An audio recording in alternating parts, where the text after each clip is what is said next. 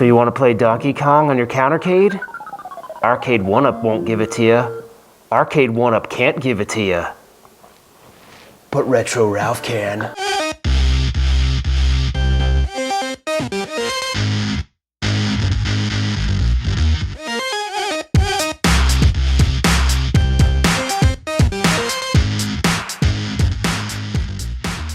Hey guys, welcome back. So before we get into this thing, I wanna break down a couple of observations that I've had, over the past, say, 2 weeks since I got this. So obviously I modded it right away, but I did spend some time with it, a little bit more time than in my initial review, with the unit, in its stock form. And I will say, here's the thing, it's relatively expensive for what you get, but if you look at other, countertop arcades that are in the same price range, you're actually not gonna find many that are even in that same price range unless you build it yourself. So if you're a real big fan of the initial release titles for this, then I say by all means, and you don't have a lot of space, by all means, this is great. But it's one game and it's $200. Now they may lower the price eventually, but that's what it is right now. So I gotta be truthful and say that I don't know, unless you really love the launch titles and you're limited on space, I would pass. What I would do is I would buy probably the full unit if you had, if you had the chance to, or investigate other bar top options, in which case on this channel, I've actually reviewed a few and you might want to check those out. Maybe those will meet your needs. But anyway, back to the modification at hand, right? What did I do? So we're gonna walk through what I did to modify this. It's by all means not perfect. I actually ran into a couple of snags along the way and I'm a little disappointed at how it turned out, but I got other things I have to do and other mods and things that I want to get to, so I had to wrap this one up and I kind of left it as is, but I'm not 100% happy with a couple of things and I'll point those out as we go through. So let's just go ahead, we'll deconstruct this thing, I'll show you what I did and then I'll give you a couple final thoughts. Okay, so we'll start from the top. This thing did not ship with the lit marquee, so you get what you get on that. So as we scroll down, you'll notice that it's running what says Arcade, which is the 60-in-1 JAMMA board. So it's got many games on it, and I'll have a games list in the description, but it's a fun sort of, I'd say, arcade classics board, but the emulation is not perfect on some of the games, which a lot of you guys know. So I didn't really change anything about the control panel. What I did do, though, to make these games work is my start button here for player 1 is actually going to be a credit button and a start button. So that way I didn't need to drill any additional holes. And then the player 2 button ends up being my fire button or jump button, depending on what game you're playing. If it's Donkey Kong, it's jump. Obviously, if it's 1942, it's shoot. So anyway, so that's kind of it. And there's something that I didn't take care of is there's no bezel around this. However, this monitor did come, this 10.1 did come with a monitor, sort of a bezel attached to the screen, which doesn't look that bad. But I think if I was gonna sort of perfect this mod, I would go get some plexiglass and maybe consider doing something with this because there's holes in various things, or patch the holes and maybe paint this or something like that. So as we go down, I didn't modify anything here. You've got the speaker, the stock speaker. I just wired that in to the JAMMA board, so no issues there. I did, however, put in a volume screw. You'll see the volume screw is actually tilted a bit. That was a last minute thing. It kind of broke or moved on me. It didn't break, but it moved on me because I just hot glued it in place. So that was because I was tugging on it. But anyways, I didn't have time to fix it, but it'd be an easy fix. I just have to take the glue off and remount it. So no big deal, but it does work pretty well actually. So you can put the volume up and you can put the volume down. Now this is actually a mod I think I'm gonna start to incorporate into Arcade1ups. I just don't know where I'm gonna put this knob, but I'm gonna do that. It's actually got a little circuit board amp on it. You could do this mod to a stock 1-up, so this would be a kind of cool addition to a mod maybe of an Arcade1up. So we'll focus more on this. I might just do a review on this particular mod just since I don't know if that's been covered by others. As you can see, there's the side of the unit. When I come around back, this is one of the things I was a little disappointed about. So I did put in a single switch to turn it on and off, but when I was doing the mod, I got really impatient at night and wanted to get through it really quickly. And I actually cut this board up quite a bit. I had to hot glue it back together, so I'm not really happy with that. But this is a single on-off switch, and I'll show you when we remove this panel what the back of this looks like. I actually came up with a pretty cool idea, which was based on a PowerStrip I found on Amazon, which I'll have a link to in the description. So let's unscrew this and I'll show you what's behind it. All right, so let's take a look inside. So when I remove that back panel, you will quickly notice this PowerStrip right here. So what I did was I bought this PowerStrip from Amazon and then I cut the ends of it off and then wired it into a single switch right here so you can turn the whole unit on and off. I really needed two plugs. I needed one for power to the JAMMA board, you know, to a 16-1 board, which you see right there.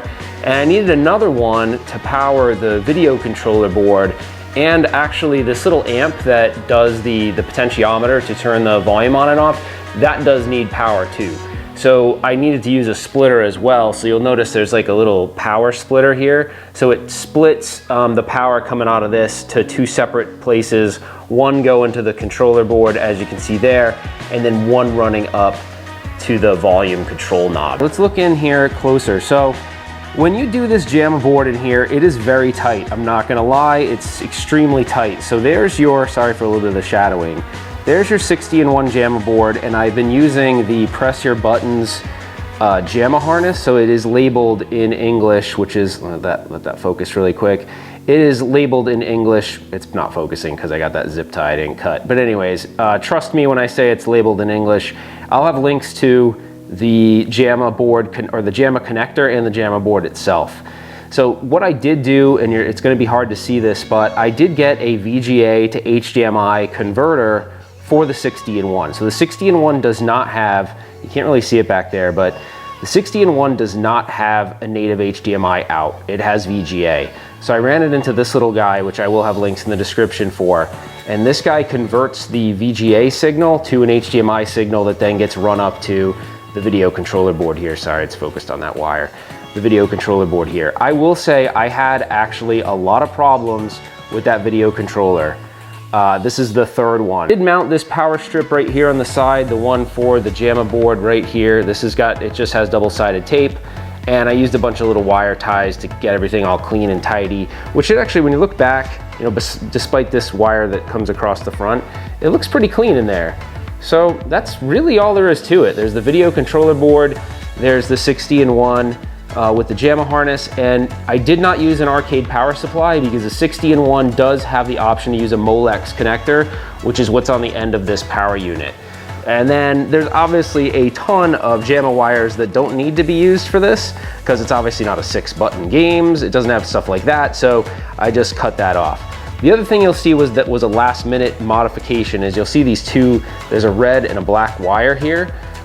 There's a really cool options menu in this 60-in-1 board that allows you to change things like the amount of lives, things in Galaga like your shooting speed and things like that. So that's pretty cool stuff that you wouldn't get in an Arcade1up. So I thought that'd be pretty neat to expose those features. So I am gonna show you that in a moment here when I turn the unit on. So I'll swing around front, show you some limited gameplay because 60-in-1s, there's a ton of reviews on 60-in-1 boards on the internet. No need to really do that.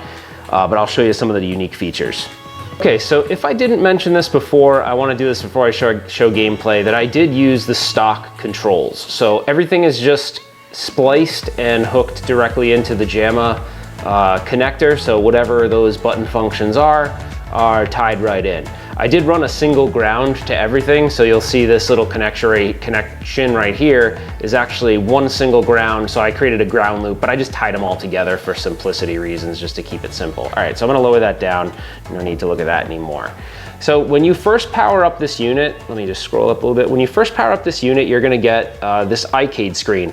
It does do an initialization process. It takes like a minute or two. So when I hit, when you kind of, it doesn't do anything. You're not gonna feel any response from it until you press a coin button. So like I said, the credit button is actually player one. So when I hit that, it brings you back to the main screen and then allows me to navigate through the games. So anyways, once you hit that, if you want a game, you can select, hit that player one button again, and there you go. I don't think the volume is turned up right now, so I'll have to do that really fast. There you go. So I'll show you in a moment, just gameplay briefly, just so you can kind of see it. And like I said, I'm sorry if it's not the best quality video capture. It's kind of hard to capture the screen. but it's very responsive. I did notice one thing about it that's very interesting, and I can't really understand the phenomenon, is that, ooh, I almost got hit there. There's a really weird phenomenon where I feel like this joystick works better with the, this joystick works better with the stock encoder for whatever reason than it seems to with the 60-in-1, and I don't really understand why. Ooh, that was really lucky. All right, let's get the princess, and then I'll move on. Oh shoot, I messed up. Ooh. All right, I should be able to get there in a second. All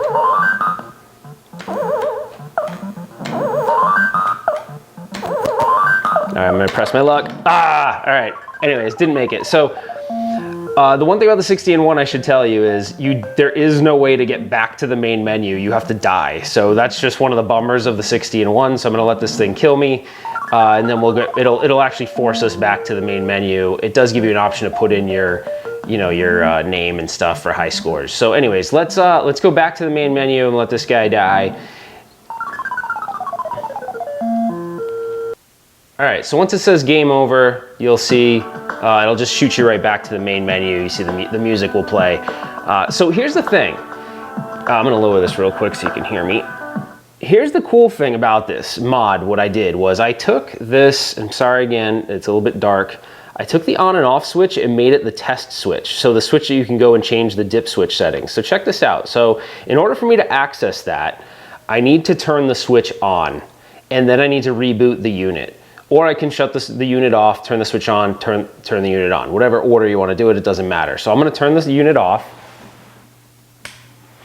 I'm going to flip that switch. Okay, now I'm going to turn the unit back on, and you'll see you're going to have access to a bunch of dip switch settings that you would have in the traditional arcade boards, which this is something you're not going to get out of Arcade1up unless you try to do some hack or something like that. And I don't even know if the new boards will allow you to, because it doesn't look like those USB pads are even on the board. Again, those are things we don't know about. So when you're in the test menu, this is what comes up, but you'll see your first screen will be like a video test. So nothing's going to happen here unless I flick this switch again. So I flick the switch once, and now I've got access to different settings within the game. So this one is showing me Miss Pac-Man and Galaga settings. So if I zoom in here a little bit, just wait for that to adjust. There's a bunch of different settings. So there's demo sounds and whatnot, but this is system type settings. So if I go again and flick the switch again, this is Miss Pac-Man specific settings. So I can set things like how many lives, I can set the difficulty, I can set the speed.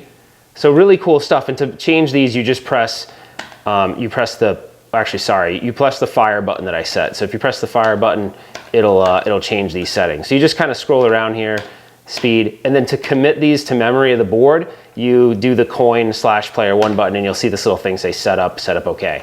So that's done.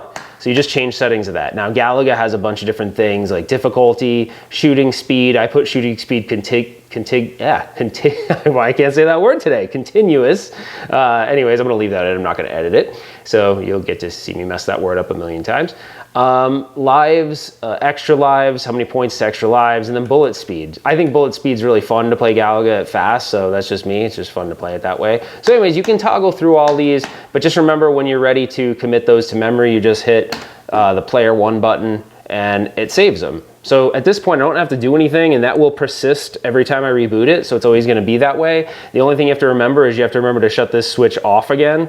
So you switch it off, and now I reboot it, and those settings are good. All right, guys, so I'm gonna quickly cycle through the games really quick so you can see what other games are on here, and then I'm gonna just give you my final thoughts. So, there's a lot of games on here that people really like. So Miss Pac-Man is one that I'm really a big fan of that's on this board. Donkey Kong, obviously, Donkey Kong Jr. is on here, Donkey Kong 3 is on here, Galaxian is, Dig Dug. There's quite a few games that we all like, Space Invaders. So, if you wanted this in one cabinet and if you're only going to buy one of these and you wanted to have access to a lot of the games that they're selling as individual games, Arcade1up, they're all kind of here, Burger Time. So lots of great games, lots of great classics, and they play fairly well. So they're not bad.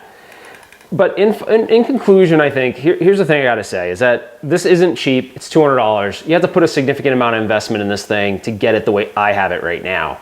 So is it worth it? I personally do not think so. It is only worth it to me if you love the games that come in this cabinet and you're okay paying the $200 for just those games and you're okay with the small screen. The 8-inch screen is significantly smaller than this one.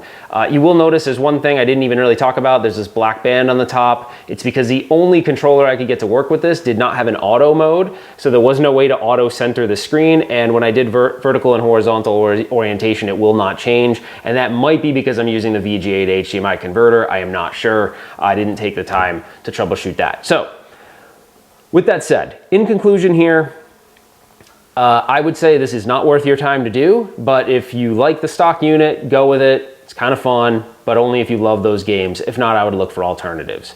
So if you like this video, please like the video, please subscribe to the channel, hit notifications to be informed of future videos, and I want to hear your comments on this thing. What do you guys think? Is it worth it? When I did the review, it seemed like most of the comments were that you guys thought it was too expensive. So this just raises the price to do something like this, so it's going to be up to you guys to decide, you know, is this something you want to do or not. But I think I'm going to offer this unit as a giveaway to someone. I have not done any giveaways from the channel yet, and I think this would be a cool unit to do that with. So anyways, guys, that is it for now. I appreciate you watching, and we will see you on the next one.